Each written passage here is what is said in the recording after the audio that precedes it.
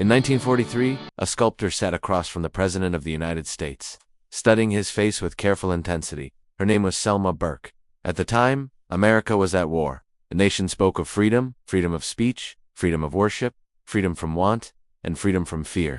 These ideals were embodied by Franklin D. Roosevelt, the leader guiding the country through World War II. But few people know that a black woman artist from Harlem was chosen to sculpt his portrait. Selma Burke was born in 1900 in North Carolina, the daughter of a minister. From an early age, she showed a gift for shaping figures out of clay. But in the segregated South, a career in fine art seemed impossible, especially for a black woman. She refused to accept that limit. Burke moved to New York during the Harlem Renaissance, a time when black creativity was reshaping American culture. Writers, musicians, and artists were demanding to be seen, and Selma Burke was among them. She became director of the Harlem Community Arts Center, where she trained and mentored young black artists who were often denied access to traditional art schools. For Burke, art was more than beauty, it was empowerment. Then came the commission that would define her legacy. In 1943, Burke won a national competition to create a sculpted plaque of President Roosevelt. She was invited to the White House for a live sitting, a rare honor for any artist, let alone a black woman during that era. As she sculpted, she asked Roosevelt to remove his glasses. She wanted to see the full structure of his face. She studied the lines around his mouth, the firmness of his jaw, the weight of responsibility in his expression.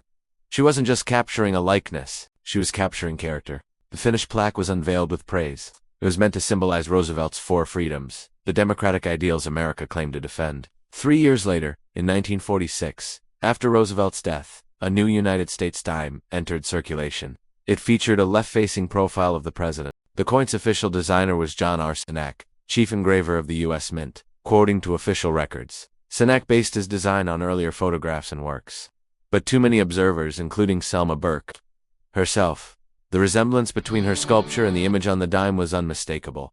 The angle, the expression, the distinctive profile. Burke believed her work had been used as inspiration, yet her name was never publicly credited in connection with the coin.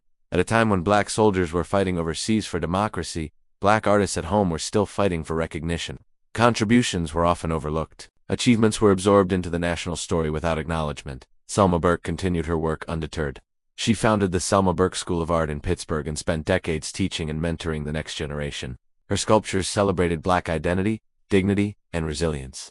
Late in her life, she received awards and honors, but the broader public still rarely associates her with one of the most circulated pieces of American art, the Roosevelt dime. Whether officially acknowledged or not, Selma Burke's portrait helped shape how a president would be remembered for generations. Her story forces us to ask, how many other contributions remain unrecognized? How many artists shaped history without credit? The next time you hold a dime, look closely at the profile engraved in metal. Behind that image is a sculptor who demanded excellence in a world that often refused to see her. Selma Burke reminds us that history is not only written in books. Sometimes, it is carried quietly in our pockets, hidden in plain sight. And there are countless more stories like hers, brilliant, powerful, and almost erased. If you believe these stories deserve to be seen, heard, and remembered, subscribe to Black Micro Stories, where forgotten black history lives. Again, because the stories they tried to erase are the ones we tell.